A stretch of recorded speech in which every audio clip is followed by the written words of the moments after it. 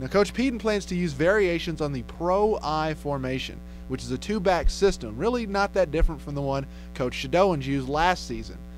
The strengths of this system will definitely be on the line and at running back. So let's take a closer look now at the offensive line, where 4 out of 5 starters from last season return. Anchoring this veteran group will be center Logan Waldron, and at 5'10", 240 pounds, he'll be the mortar that holds that brick wall together.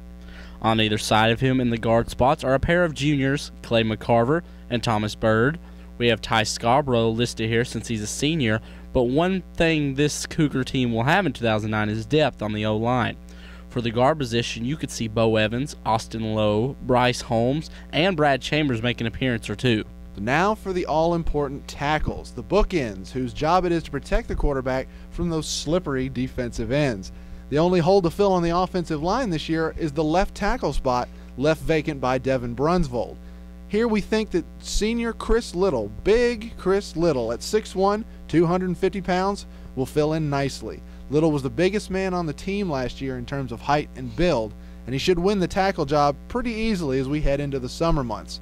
And then on the other side at right tackle, we'll see a familiar face, Seth Williams. He'll be a senior as well. Should stay in his spot for 2009, giving that Cougar offensive line and that quarterback plenty of protection.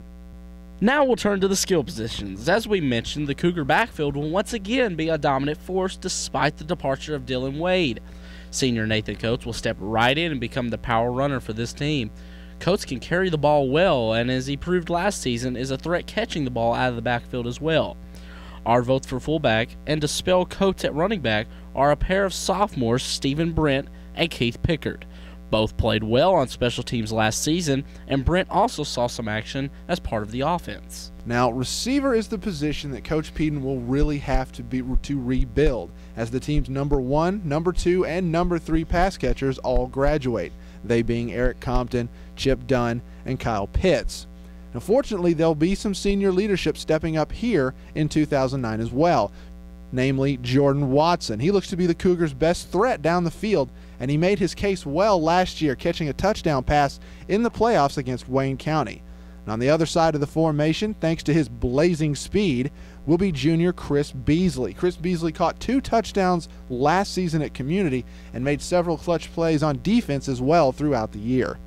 Now for the tight end spot, we turn to another familiar face, that of senior Chris Brandon.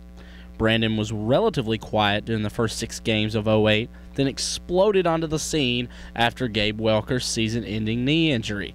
Brandon returned an interception for a touchdown at Clarksville Academy and became an instant contributor on a very stingy Cougar defense during the last 4 regular season games.